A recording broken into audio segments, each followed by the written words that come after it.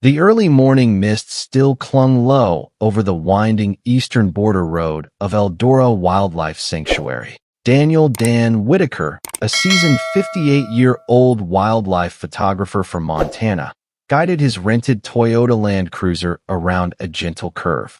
The dawn's golden hue trickled through tall acacia branches, casting long shadows over the red dirt road. Dan had spent over 3 decades photographing wildlife on 6 continents during his years with National Geographic, but it was Africa that called him back time and again. This 3-month sabbatical was intended to be his farewell expedition before retiring to a quiet life in the Rockies. He hoped to capture a final gallery of majestic scenes, perhaps a lion basking on a hilltop or wild dogs chasing their prey through the grass. But fate had something else in store. As he rounded the bend, 2 shapes lying motionless by the roadside caught his eye. He instinctively hit the brakes. There, just feet from the road, lay a mature female German shepherd, her body sprawled unnaturally across the sandy shoulder. A closer look revealed a badly twisted hind leg. Beside her, curled protectively against her side, was a roughly 8-month-old shepherd pup, resting his head on her neck and watching the approaching vehicle with wary amber eyes. Dan's instincts kicked in. This was no ordinary sighting. It was dangerous and rare. He kept the vehicle a safe distance of 50 meters, turned off the engine, and lifted his telephoto lens. Through the viewfinder, he could see that the mother's leg was broken and her breathing was shallow. The pup nuzzled her gently, occasionally licking her muzzle or rubbing his small body against hers, as though trying to rouse her. Each time a car passed, the pup instinctively positioned himself between his mother and the noise, bristling defensively. He made no move to flee. Dan began photographing. Despite decades of field work, he rarely felt this depth of emotional impact. He grabbed his satellite phone and called the Eldora Wildlife Sanctuary Rescue Center. 20 minutes later, a Green Ranger Jeep arrived, kicking up dust. From it stepped Dr. Julia Hayes, a 52-year-old American wildlife biologist participating in a research exchange from Stanford University. She was joined by Samuel Kumalo, a veteran ranger with 30 years in conservation, and Dr. Eric Morgan, a wildlife veterinarian specializing in canines. The team moved swiftly. Signs were posted to warn oncoming vehicles, and a safety perimeter was established. Julia peered through binoculars, assessing the pair. "This will be delicate," she said to her team. "Injured mother dogs are protective, but with the pup this involved, it's another level." As Eric prepped tranquilizer darts, Dan pointed out something odd. The pup kept placing himself between the team and his mother, standing in defense, his body stiff, tail low but unmoving, and ears pinned back. He wasn't going anywhere. Even as professionals approached with caution, the pup, a male, refused to yield. Julia made the call.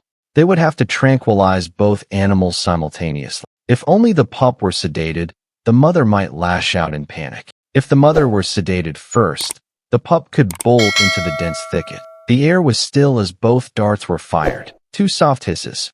2 thuds. The pup flinched and growled, but didn't run.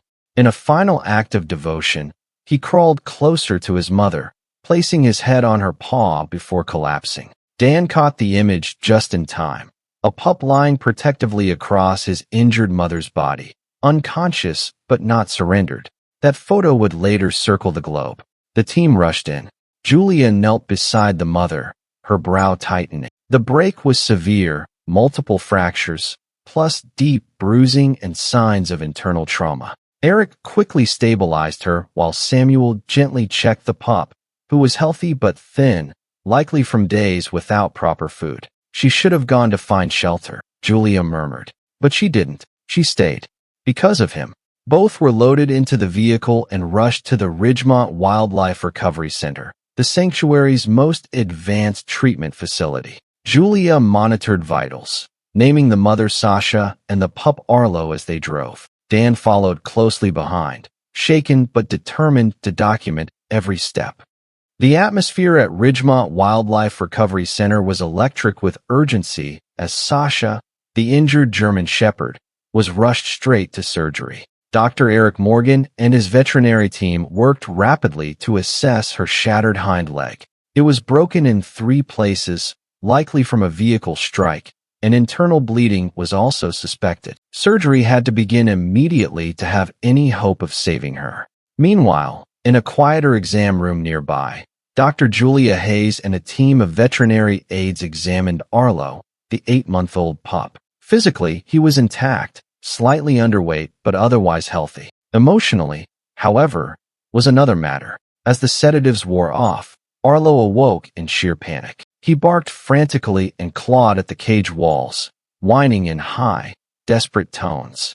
He refused food and water. He continuously hurled himself against the cage door, crying out, searching for his mother. No amount of coaxing helped. Julia watched, deeply moved and concerned. "I've never seen this," she admitted to a colleague. "Shepherd pups are sensitive, but this is heartbreak."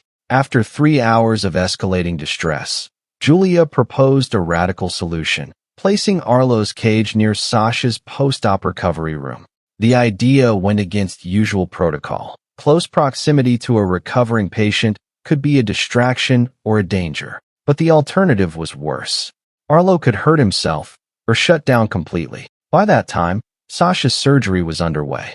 Over 5 painstaking hours, Eric and his team inserted titanium pins and plates into her fractured leg and treated the internal trauma. It was exhausting, meticulous work. When Sasha was stable, she was moved to a quiet recovery ward. Following Julia's plan, Arlo's cage was placed nearby, separated by a one-way glass wall. He could see and smell her, but Sasha, still under the fog of anesthesia, could not see him and thus wouldn't become distressed. The effect was immediate. The moment Arlo spotted Sasha, still but breathing, he stopped barking. He sat silently, pressing his small body close to the glass as if trying to get even a millimeter nearer. For the first time, he accepted a small bowl of food. Julia watched, notebook in hand, as tears welled in her eyes. This bond, it goes far beyond instinct. There's something more here. Over the next several days, both Sasha and Arlo began the difficult process of recovery. Sasha, though in pain, responded to treatment. Her vitals stabilized. Her eyes became more alert. She even wagged her tail faintly when she caught Julia's scent, recognizing the calm human who had helped her. Arlo remained emotionally tethered. Though allowed supervised walks and socialization time, he refused to stray far from Sasha's ward. On multiple occasions, staff found him bringing his food close to the barrier between them, placing it as though trying to share it. By day 7, Julia called for a breakthrough test. "We need to let them be together, carefully, just for a few minutes," she explained. It was a risk. Arlo could accidentally aggravate Sasha's healing injuries, but the emotional toll of separation was clearly hindering both their progress. The moment the door was opened between them, all eyes held their breath. Arlo padded forward slowly, ears twitching, eyes locked on Sasha, who lifted her head at the sound. He approached cautiously, not bounding or barking, but lowering his head and gently nudging her chin. Sasha let out a low whimper and licked his face. Then Arlo lay down beside her, curling against her side but avoiding her injured leg with astonishing care. He let out a low, rumbling exhale, a canine version of a contented sigh. Staff nearby were stunned. Dan, who had been shadowing the story day and night with his camera, captured the scene, an injured mother and her loyal pup, side by side in recovery. Through his lens, he saw something more than animal behavior. He saw resilience, and something very close to what humans call love. Over the next 2 weeks, the story of Sasha and Arlo began to spread. Dan's first photographs, shared on his personal blog, were picked up by a wildlife nonprofit, then by news outlets, and soon by global media. People around the world were drawn to the image of the pup who refused to abandon his wounded mother, and the mother who endured agony to keep her pup safe. Donations poured into Ridgemont Wildlife Recovery Center, enabling them to improve facilities and create a dedicated recovery wing. Sasha and Arlo were moved to a spacious, enriched enclosure complete with shaded resting areas and grassy terrain, monitored closely by staff and researchers alike. Julia spent hours studying the pair. Her early hypothesis was correct. Sasha had likely lost other pups in her litter, which deepened the bond with her sole survivor, Arlo. At an age when most pups begin learning independence, instead remained fiercely attached.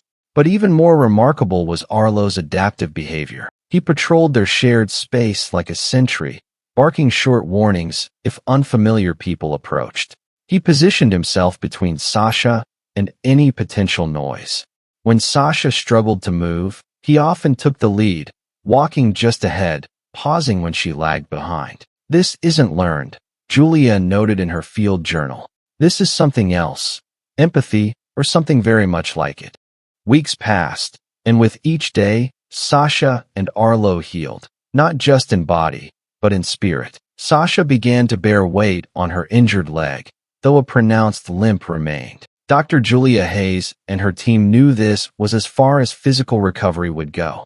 The damage from the vehicle collision was permanent. As for Arlo, the shepherd pup had grown stronger, more alert, and strikingly aware of his mother's condition.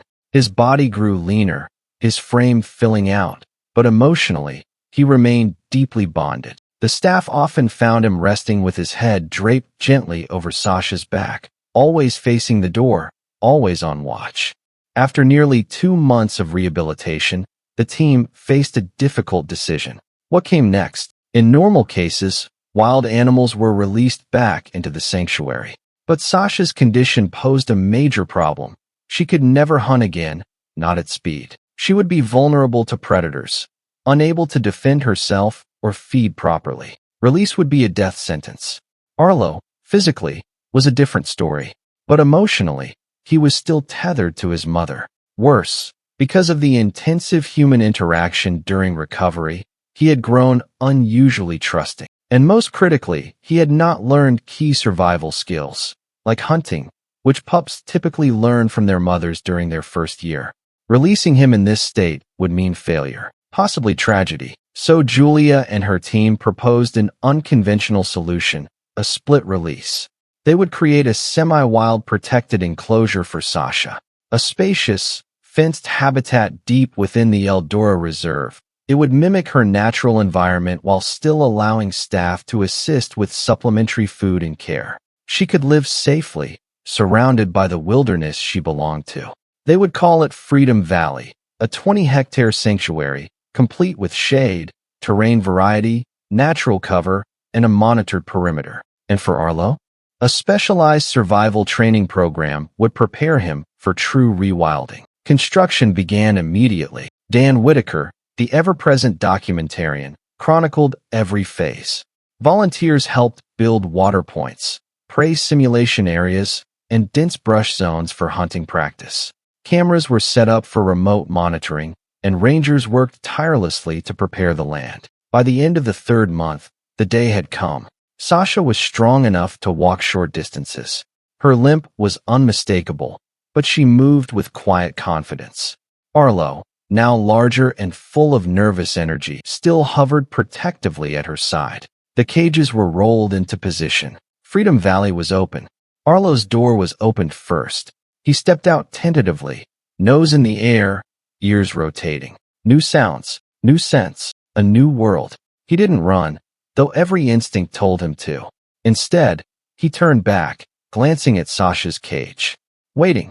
It was only when her door opened that Arlo moved forward. Sasha walked out slowly, golden eyes scanning the environment. She stopped beside Arlo, brushing against him in silent acknowledgement. And together, mother and son looked across the green expanse of Freedom Valley, wounded, yes, but unbroken. Dan, crouched behind a blind, captured the moment, the final photo in a series that had already touched millions. The following weeks saw a rapid change. Under the guidance of expert trainers and rangers, Arlo began his rewilding. Simulated prey exercises, stalking drills, environmental exposure. Julia observed closely. He was catching on quickly. Though he'd missed early lessons from Sasha, he compensated with uncanny intelligence and natural instinct. Each evening, Arlo returned to Sasha's side, resting with her, nuzzling her neck, gently grooming her fur. As for Sasha, she adapted with dignity. She couldn't chase prey, but she learned to ambush small animals using brush for cover. Occasionally, the center provided supplementary food. She accepted it, but only after making a visible effort to hunt. Even in limitation, she maintained her wild pride. Dan spent nearly every day photographing them. Sasha resting on sunlit rocks.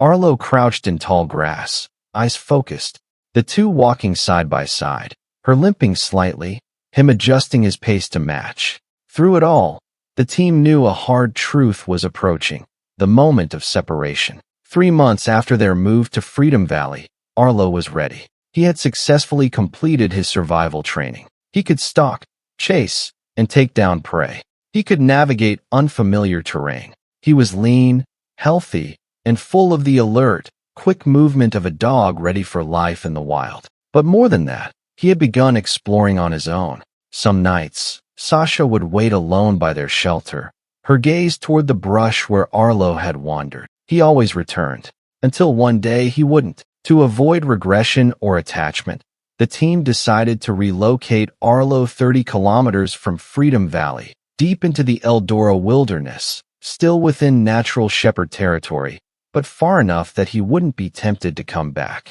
A lightweight GPS collar was fitted to his neck. It would track his movements for the next 2 years. No interference, just observation. The morning of release was still and quiet. Dan, Julia, Samuel, and the rest of the staff stood in solemn silence as Arlo's cage door opened. He stepped out cautiously. He sniffed the air. Then, with one lingering look at the humans who had saved him, at the camera, at Julia, he turned, and without hesitation, ran into the wild. Not in fear, not in confusion, with purpose. Dan's hands trembled slightly as he snapped the shutter one final time. Arlo leaping into the wilderness, golden coat blending with the brush.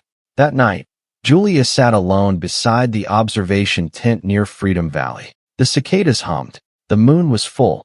She wondered, did Sasha know he was gone? Did she feel the shift? Perhaps.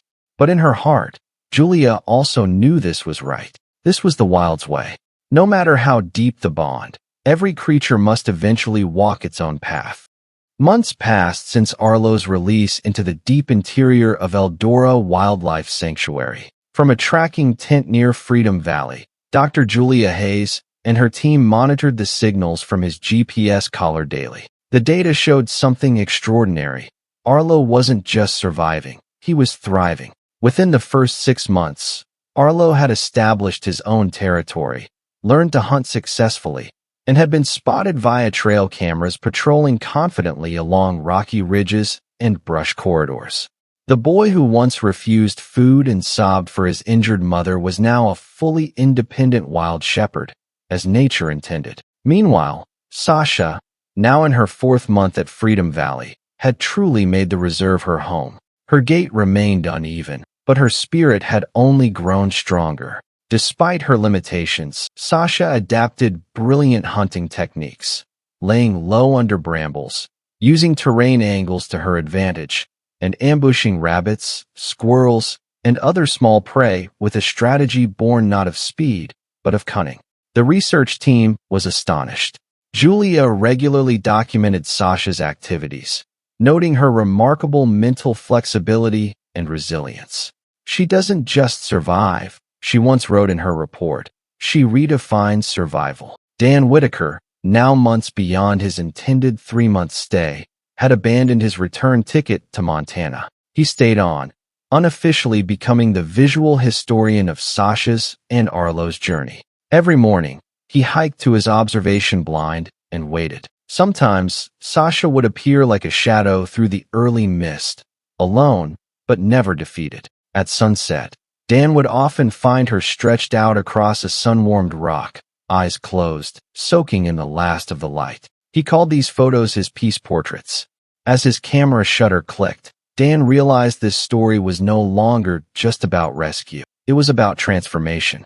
After 2 full years, Dan published his body of work under the title, The Shepherds of Eldora, A Mother's Love and a Pup's Journey Home.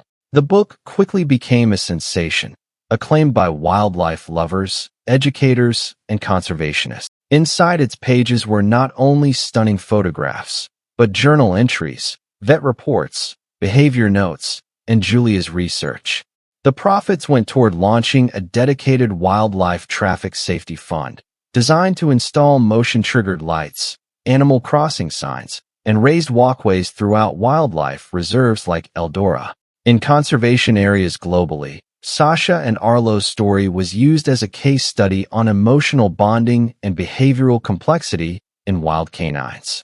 And right near the main entrance of Eldora, beside the visitor center, a small bronze statue was unveiled. It depicted two German shepherds, one adult, lying gently on her side, the other, a pup, curled up beside her in that now famous roadside position captured by Dan's lens years ago.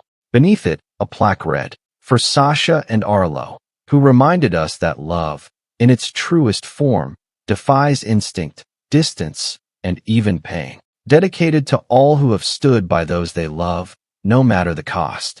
Every day, visitors from around the world stopped to take pictures. Some knelt in silence. Some left flowers. Many cried. 1 year after his release, trail cams captured footage that thrilled the entire Eldora research team.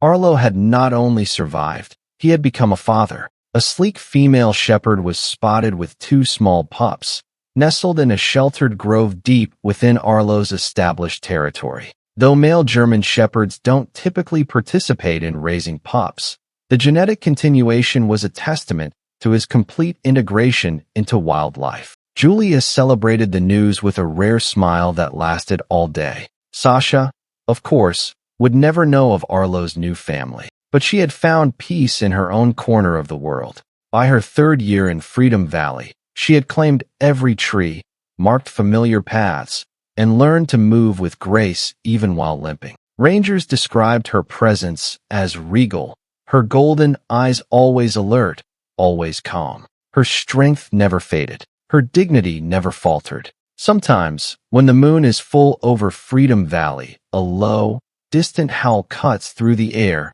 deep, resonant, and steady. It's not a cry of loneliness, nor a call of need. It's a song of presence. A declaration from Sasha. I'm still here. I endured. I found my place.